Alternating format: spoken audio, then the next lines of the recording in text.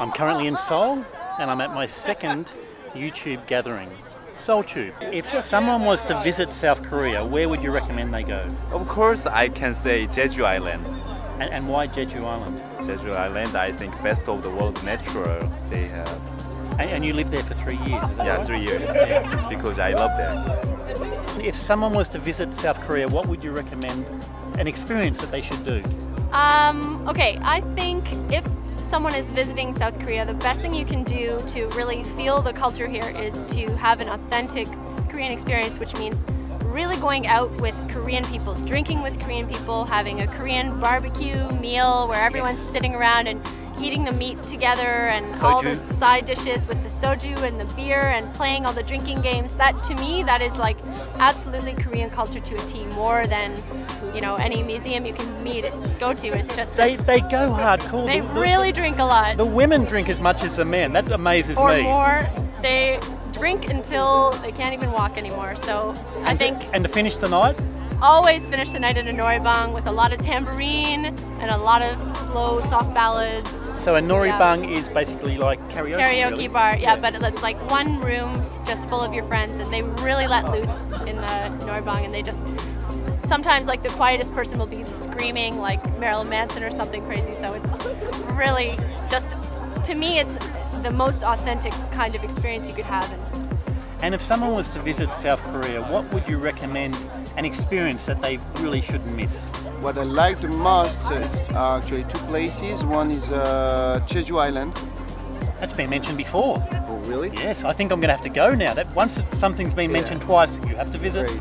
It's really a great place. There's many museums. There's the sea, the volcanoes. So people are interested in geology and stuff like this can. And there's also like Easter Island statues, isn't there? You know, statues like the Easter Island statues. Yeah, they're not as big and as impressive, but they're really interesting actually. Yeah. They're made out of lava stones.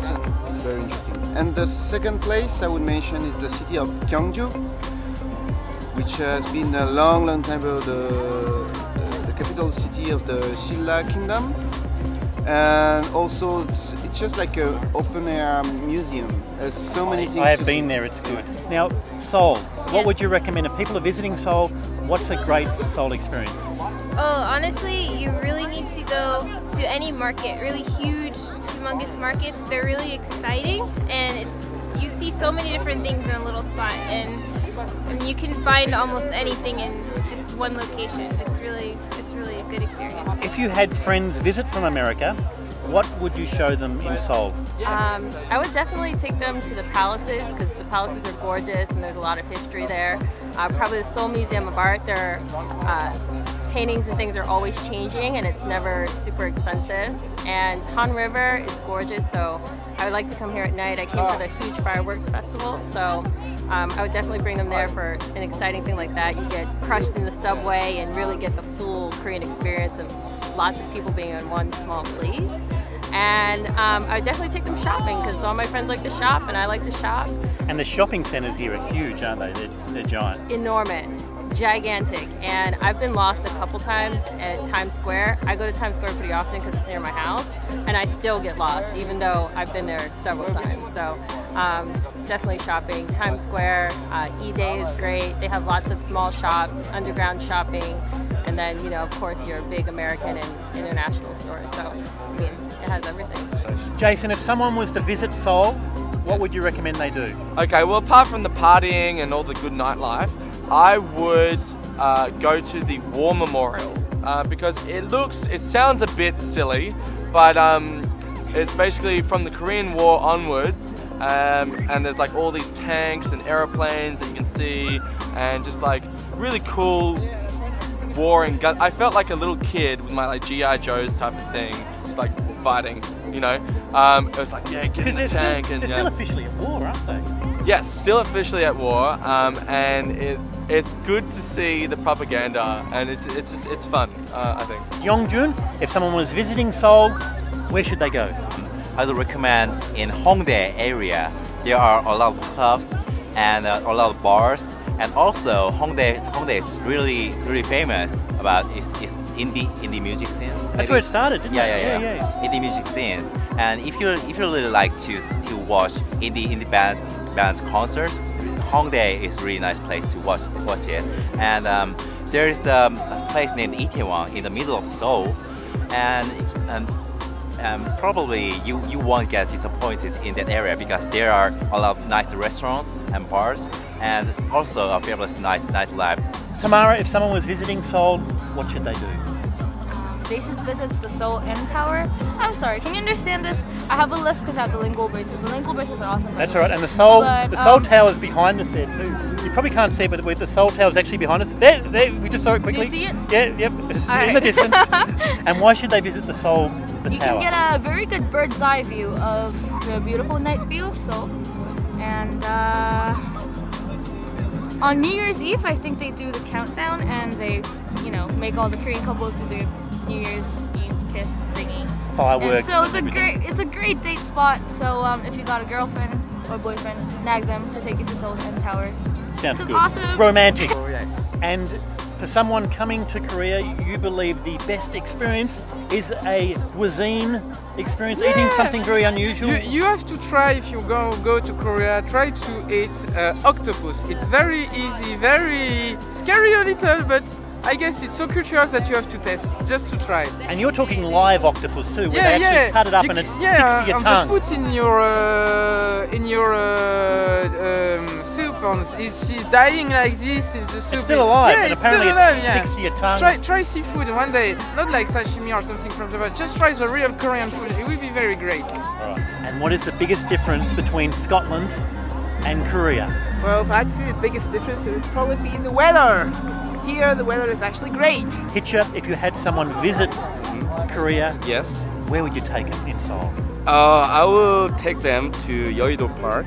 We're at Jeju-do Park. Yes, we are here. Yes, Jeju-do Park is very peaceful and like very wide and very green. Yeah, so you can feel fresh air and you can feel like.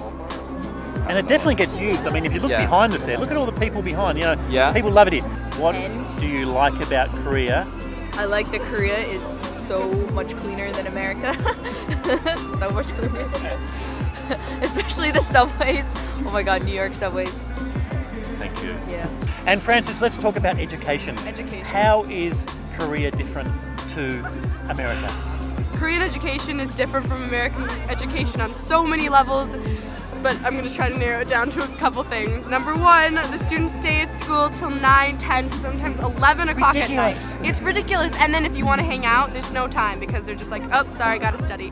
They also attend hagwons, which are extra study. So if they don't stay at school until that time, they go to another school to stay that long. And then they even go to those private schools on weekends, Saturdays and Sundays, to practice math and English and science and all this stuff. It's ridiculous. I feel exhausted just hearing all that. I know, it's exhausting, but I'm going to tell you a secret, okay?